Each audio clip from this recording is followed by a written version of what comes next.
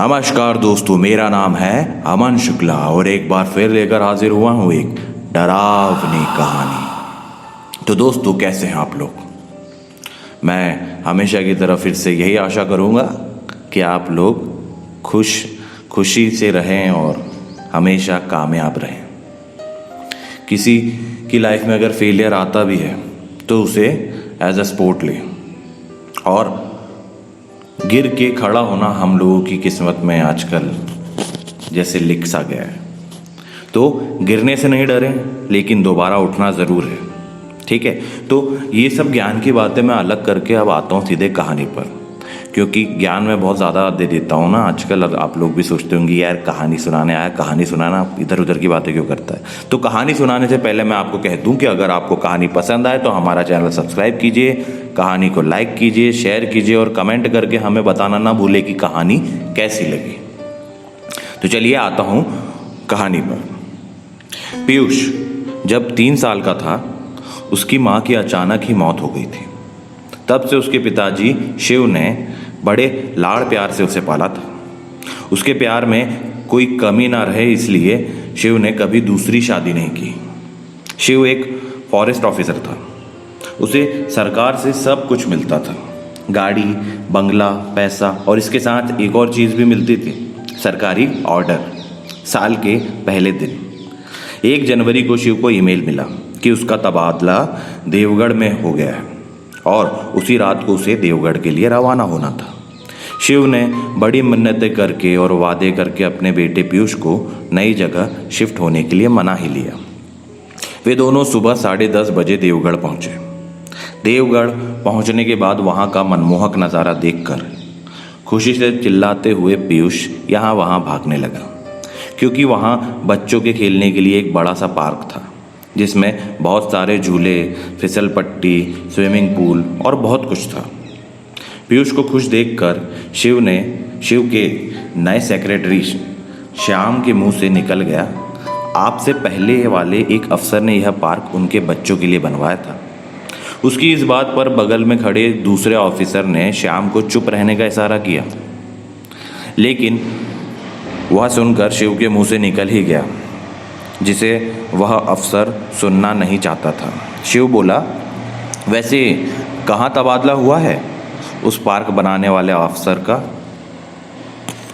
तभी अचानक पीयूष का पैर फिसलकर पीयूष स्विमिंग पूल में गिर पड़ा और उसे बचाने के लिए शिव बिजली की रफ्तार से दौड़ा। क्यों नहीं दौड़ता भाई, उसका बेटा जो था इकलौता। किसी धनुष से निकले तीर की तरह वो पानी में कूदा और उसने कुछ ही सेकंड्स में पीयूष को पानी से बाहर निकाला। उस वक्त दूसरा ऑफिसर जो था ना, वो इस बात का शुक्र मना रहा था कि जो शिव ने उससे सवाल किया था कि ये ऑफिसर का तबादला कहाँ हुआ है जिसने ये पार्क बनवाया है, उसका जवाब इसे नहीं देना पड़ा। इस बात का वह ऑफिसर शुक्र मना रहा था। शिव ने पीयूष को बंगले में ले जाकर बेड पर लिटा दिया। कुछ समय आराम करने के बाद पीयूष फिर से उछलने कूदने लगा। सेक्रेटरी ने शिव को उसकी जिम्मेदारियां समझा दी। शिव की हद में 100 एकड़ जंगल था। बाप रे बाप, 100 एकड़ जंगल भैया, बहुत ज़्यादा हो गया ये तो, पर था तो था। और उसका सरकारी बंगला उसी जंगल की सीमा पर बनाया था। शिव ने गार्ड्स को बुलाया और जंगल का राउंड मारने के लिए कहा। उसने कहा कि तुम सब गाड़ी निकाल लो, और जाते जाते सोचने लगा कि क्यों ना पीयूष को भी जंगल दिखा के लाऊं। उसका जो बेटा है ना पीयूष, उसको कोई खरगोश या हिरन दिख गया तो खुश हो जाएगा बच्चा। इस तरह से उसने पीयूष को भी अपने साथ में ले लिया। गाड़ी में शिव ने श्याम और वहाँ के एक पुराने गार्ड के चेहरे पर डर पहचान लिया। फिर शिव ने वह सवाल पूछ ही लिया जो कुछ समय पहले टल गया था। उसने पूछा, श्याम, वो पुराने अफसर का तबादला कहाँ हुआ है? ये तो तुमने बताया ही नहीं, और वो बड़े साहब उस बात को टाल क्यों रहे थे? श्याम ने कुछ ठीक से पता नहीं है ऐसा जवाब दिया, पर इस बात से शिव सहमत नहीं था। फिर थोड़ा और दबाव डालने पर सेक्रेटरी ने सब कुछ बताना शुरू किया। उस पार्क बनाने वाले ऑफिसर का नाम जॉन डिसूजा था। उसे तंत्र मंत्र सिद्धियों का काफ़ी ज्ञान था। उसका कहना था कि तंत्र मंत्र सिद्धियों की शक्ति से इंसान अमर भी हो सकता है। उसके पास जादू टोने की किताबों का भंडार था जो उन्हें रात भर पढ़ता था। इसी पागलपन में उसकी मौत एक रहस्यमय और खौफनाक तरीके से हुई, जिसमें उसके परिवार को भी दर्दनाक मौत मिली। जॉन ने सबसे पहले अपनी खुद की बच्ची को पुल में डुबा के मारा। उसके बाद अपने 2 बेटों को कुल्हाड़ी की मदद से मार डाला। मतलब उसने अपने दोनों बेटों के टुकड़े टुकड़े कर दिए कुल्हाड़ी से।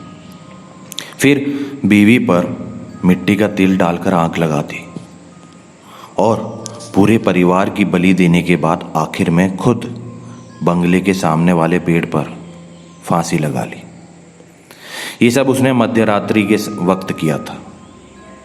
एक गार्ड ने उसे रोकने की कोशिश की थी, पर जॉन ने उसका भी पेट फाड़ दिया था और उसकी अतड़ियाँ बाहर निकाल दी थी।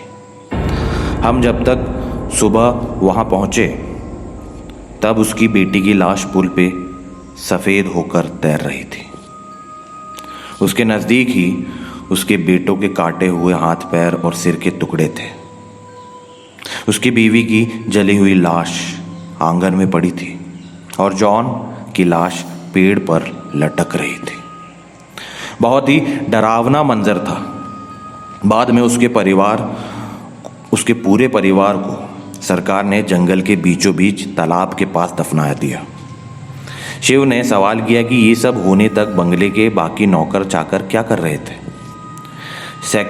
सेक्रेटरी श्याम बोला, उसने ये डरावना पागलपन योजनाबद्ध तरीके से किया था। जो वो अफसर था ना, जॉन डिसूजा, उसने ये सारा का सारा पागलपन एक योजनाबद्ध तरीके से किया था। उस रात उसने सभी नौकरों को कुछ पैसे देकर अगली सुबह 12 बजे तक की छुट्टी दे दी थी। पर सरकारी आदेश के अनुसार 2 गार्ड बंगले पर रुके थे। एक को तो उसने भयंकर मौत दे ही दी थी, पर दूसरा कुछ ऐसी डरावनी चीज़ देखकर भागा था कि वो हमेशा के लिए पागल हो गया। हमने उसे जंगल में से पकड़ा था। अब वो सरकारी मेंटल हॉस्पिटल में है। उस पर उपचार चल रहा है। वो बार बार कहता है कि वो हर अमावस्या को आएगा और एक एक बलि ले जाएगा।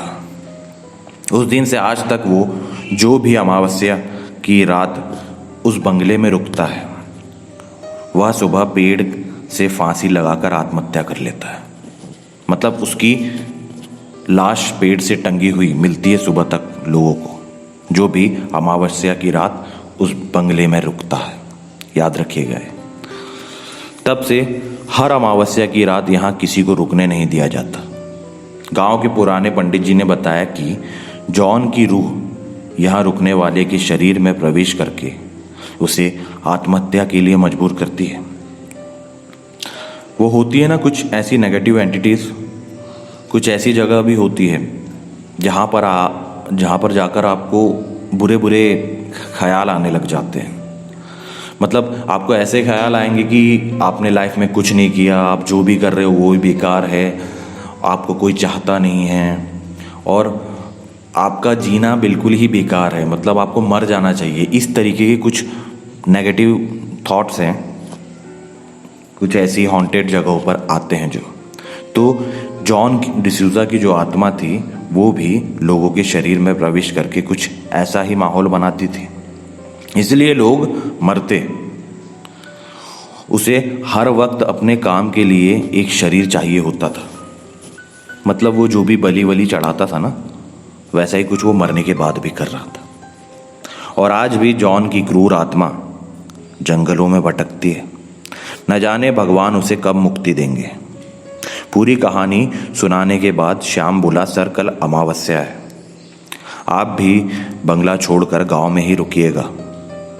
शिव ने कहा, श्याम किसी को तो इस परेशानी का हल निकालना होगा। ऐसा कब तक वह शैतान मासूमों की जान लेता रहेगा? और चुनौतियों से तो मैं आज तक नहीं भागा। इतना बोलकर वह खामोश हो गया। शिव को अपनी तो नहीं पर पीयूष की चिंता सताने लगी थी। उसने मन ही मन तय किया कि पीयूष को कुछ दिनों के लिए उसके मामा के घर भेज देना ही ठीक रहेगा और खुद ही इस जॉन की आत्मा को हमेशा के लिए नरक में भेजकर ही दम लेगा। शाम होते ही गाड़ी बंगले में पहुंच गई। सब बिना कुछ कहे गाड़ी से उतर के अपने अपने काम में जुट गए। उनके जंगल से आने तक नौकरों ने रात के खाने की तैयारी कर ली थी। सभी गार्ड्स रात का खाना खत्म करके नाइट शिफ्ट में तैनात हो चुके थे और गांव के लोग जो खाना बनाने और साफ सफाई के लिए आते थे वह तो दिन ढलने के बाद ही राम राम का जाप करते हुए अपने घर पहुंच चुके थे, क्योंकि गांव के लोग उस बंगले में रात को रुकने से डरते थे। शिव ने रात के खाने के बाद पीयूष को सुला दिया और खुद भी लेटे लेटे सोचने लगा कि शिव के मामा संग्राम को फ़ोन करके मदद मांग ही लेता हूँ। वो बगीचे में जाकर एक बेंच पर बैठा और सिगार सुलगाने लगा। तभी सन्नाटे को चीरते हुए आने वाली एक चीख ने उसे डरा दिया। वो आवाज़ गार्ड्स की थी। शिव गेट की तरफ तेजी से भागा। वहां पहुंचने पर जो नज़ारा शिव की आंखों ने देखा उससे उसका कलेजा कांप उठा, क्योंकि मौत का तांडव शायद अमावस्या से पहले ही शुरू हो चुका था। उन दोनों गार्ड्स की लाशें गेट के पास ही पड़ी थी। शिव ने वक्त ज़ाया नहीं किया। वो तेजी से पीयूष के कमरे में पहुंचा, पर पीयूष अपने बेड पर नहीं था। शिव उसे आवाज़ देते हुए सभी कमरों में देखने लगा। शिव की आवाज़ सुन के श्याम अपने कमरे से बाहर निकला। शिव ने बाहर जो कुछ देखा उसे सब बता दिया। श्याम को उसने सब कुछ बताया। फिर दोनों मिलकर पीयूष को ढूंढने लगे। तभी स्विमिंग पूल के पानी में कुछ जोर से गिरने की आवाज़ आई। दोनों घर के बाहर स्विमिंग पूल की तरफ भागे। वहाँ स्विमिंग पूल पर पीयूष एक आदमी के साथ पानी पर खड़ा था। श्याम कांपती आवाज़ में बोला, जॉन डिसूजा। विपरीत आत्मा शिव को देखकर हंस रही थी, मानो वो पीयूष को अपने साथ किसी और दुनिया में ले जाने आया हो। घबराहट में शिव की सांसें फूल रही थी। उसी वक्त वो जोर से चिल्लाया और उठ के अपने बेड पर बैठ गया, क्योंकि वो सिर्फ एक बुरा सपना था और पीयूष उसकी बगल में अपने टेडी बेयर से लिपट कर सो रहा था। उसके बाद शिव ने संग्राम को फ़ोन करके कुछ देर बात कर ली। फ़ोन रखने से पहले संग्राम सिर्फ इतना ही बोला कि मैं समय पर पहुंच जाऊंगा, क्योंकि दूसरे ही दिन अमावस्या थी। शिव पीयूष के साथ हनुमान जी के मंदिर माथा टेकाया और वहां के पुराने पंडित जी से जान पहचान कर ली। शिव ने एक रात के लिए पंडित जी के पास पीयूष को रखने की मंजूरी ले ली, जो उसका बेटा था, और सुबह अपने कामों में लग गया। शाम होने के साथ ही सभी गांव के कर्मचारी डरते हुए अपने अपने घरों पर जा पहुंचे। शिव की हिम्मत देख के उसके साथ 2 गार्ड्स और सेक्रेटरी श्याम भी रुका था। शिव ने उन्हें अपनी योजना बताना चालू किया। शिव ने कहा, जॉन की रूह को अपने काम को अंजाम देने के लिए एक शरीर की आवश्यकता होती है। उसे हम में से किसी को मारने से पहले उसके शरीर में प्रवेश करना होता है। तो हम सबको बस उसे कुछ देर के लिए उलझाना है, जिसके शरीर में जॉन की आत्मा होगी उसे पकड़कर या फिर बांध कर रखना है। उसके बाद उसे हमेशा के लिए मुक्ति मिल जाएगी। अब आप लोग सोच रहे होंगे कि कैसे उसको बांध के रखने से कैसे उसकी आत्मा को मुक्ति मिलेगी, तो आगे पता चलेगा आपको। अभी बस कहानी सुनते जाइए। ठीक रात के 12 बजे एक गार्ड ने श्याम का गला दबाने की कोशिश की। उसे काबू में रखने के लिए सबने उसे पकड़ कर रखा, पर उसमें इतनी ताकत आ गई थी कि उसने सबको दूर फेंक दिया। वो होता है ना, जैसा कि हम लोगों ने मूवीज़ में और हॉरर सीरियल्स में और कई पैरानॉर्मल एक्टिविटी से जो लोग जूझते हैं उनको देखा ही है। नहीं देखा होगा तो आपने पिक्चरें तो देखी होगी। जब भी ऐसी कोई एंटिटी किसी के शरीर में प्रवेश करती है तो उसके अंदर बहुत ही ज़्यादा मतलब ऐसी ताकत आ जाती है कि भैया अगर इंसान दुबला पतला भी क्यों ना हो, वो 4-4 पहलवानों से काबू में नहीं आता। कई बार लोगों की आवाज़ बदल जाती है। वो कहते हैं हमारे गले में 2-2 वोकल कॉर्ड्स होते हैं, पर आज तक साइंस इस बात को पूरी तरीके से साबित नहीं कर पाया। पर साइंस मानने वाले साइंस को मानते हैं, और जो इन सब पर पैरानॉर्मल चीज़ों पर बिलीव रखते हैं वो इनसे बचने की कोशिश करते हैं। तो ऐसा ही हुआ इस गार्ड के साथ। जब उसके अंदर जॉन डिसूजा की आत्मा ने प्रवेश किया तो उसमें इतनी ताकत आ गई कि उसने दूसरे लोगों को दूर फेंक दिया। किसी तरह दूसरे वाले गार्ड्स और श्याम ने उसे रस्सियों में फंसाकर कुछ समय के लिए काबू कर लिया। तब तक शिव ने बंदूक की गोली आसमान में चलाकर किसी को सिग्नल दिया, और कुछ ही मिनटों में रस्सियों में बंधा हुआ वह गार्ड ऐसी हरकतें करने लगा जैसे किसी ने उसको जला दिया हो, उसके पूरे शरीर में आग लग गई हो। उस वक्त जंगल के बीचों बीच गांव के पंडितों और संग्राम, जो कि पीयूष के मामा जी हैं, उन्होंने जॉन डिसूजा की कब्र खोदी और उसकी कब्र खोदकर उसके शरीर को आग लगा दी, जिसके कारण उसकी आत्मा सिहर उठी। इसी आग की जलन उसकी आत्मा को महसूस हो रही थी।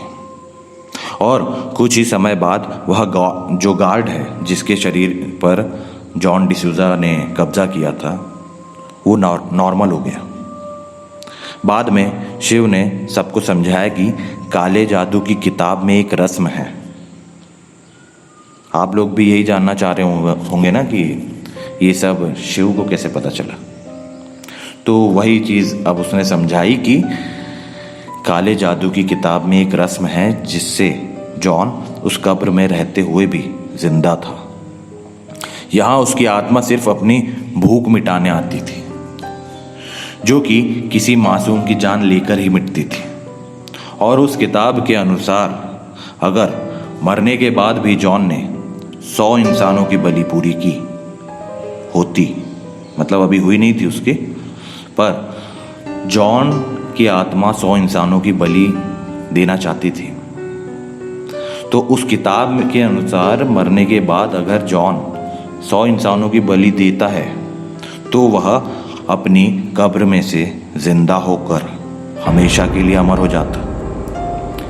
इसीलिए ये मायाजाल मैंने उसके लिए रचा था, ऐसा शिव ने कहा, ताकि वो कब्र छोड़कर यहाँ आए और वहाँ हमारे लोग उसकी लाश को कब्र में ही जला सके। श्याम ने पूछा कि आपको ये सब कैसे पता चला? शिव ने जवाब दिया, तुम्ही ने तो बताया था कि जॉन डिसूजा के पास जादू टोने की किताबों का भंडार है। वह भंडार में मुझे रात को तहखाने में मिल ही गया। मतलब तहखाने में वो सारा भंडार था, लोग रखते ना, मतलब किसी ऐसी जगह, मतलब जो भी इन सब चीज़ों में अपना मतलब विचक्राफ्ट में ये लोग जो बिलीव रखते हैं वो अपनी सारी चीज़ें ऐसी ही जगह रखते हैं जहाँ पे कोई पहुँच ना सके, एकदम प्राइवेसी से रखते हैं। तो तहखाने में वो सारी बुक्स का जो भंडार रखा हुआ था वो शिव को मिलता है, और उसी भंडार में, उसी काले जादू की पुस्तकों के भंडार में उसे अमर होने की किताब भी मिलती है। काले जादू की मदद से अमर होने वाली किताब, और उस पर नाम लिखा था जॉन डिसूजा। तो शिव ने उस किताब में बताए अनुसार अपनी प्लानिंग की, प्लॉटिंग की और उस आत्मा को मुक्ति दिलाई, या फिर ऐसा कह सकते हैं कि उस आत्मा के कहर से गांव वालों, जंगल और उस बंगले सबको मुक्ति दिलाई। तो दोस्तों, अगर आपको ये कहानी पसंद आई हो तो हमारे चैनल को सब्सक्राइब कीजिए और नोटिफिकेशन बेल को ऑन कीजिएगा, वरना हमारे जो एपिसोड्स हैं वो आकर चले जाएंगे और आपको पता भी नहीं चलेगा। अगर आपको कहानियों के नोटिफिकेशन मिलते रहें तो उसके लिए आपको नोटिफिकेशन बेल को ऑन करना होगा। तो हमारे चैनल को सब्सक्राइब कीजिए, नोटिफिकेशन बेल ऑन कीजिए। कहानी पसंद आए तो उसे लाइक कीजिए, शेयर कीजिए, कमेंट करके हमें बताइए कि आपको कहानी कैसी लगी। और एक और बात कहना चाहूँगा कि अपना ख्याल रखिए। और हाँ, ये सब चीज़ें मैं नहीं कहता कि आप भूत प्रेत आत्माओं इन पर विश्वास कीजिए, इसे एक कहानी की तरह ही सुनिए। और ये जो ट्राई करने वाला जो गेम होता है ना कि नहीं, हम मतलब एडवेंचर टाइप का है लगता है और हम इसे करके देखते हैं, है ना, तो ये सब चीज़ों से आप दूर रहिए, क्योंकि कई बार ना इन्हीं हरकतों की वजह से ना लोग इन सब चीज़ों के घेरे में आ जाते हैं, जिससे केवल उस इंसान को नहीं बल्कि उसकी पूरी फैमिली को भी खतरा हो जाता है। तो मेरा तो कहना यही है कि इन सब चीज़ों को मनोरंजन के लिए सुनिए और एक प्यारी सी नींद लीजिए और अपने भगवान पर पूरा भरोसा कीजिए, क्योंकि भगवान है तो शैतान भी है, ये तो सब जानते ही हैं अच्छे से। चलिए, मैं आपको बहुत ज़्यादा ज्ञान नहीं दूंगा, मैं बस यही कहूँगा कि कहानी पसंद आई हो तो हमारे चैनल को सब्सक्राइब कीजिए, कहानी को लाइक कीजिए, शेयर कीजिए, कमेंट करके हमें बताइए कहानी कैसी लगी और बने रहे मेरे साथ। मैं हूँ आपका दोस्त अमन शुक्ला और लाता रहता हूँ डरावनी कहानियाँ। धन्यवाद।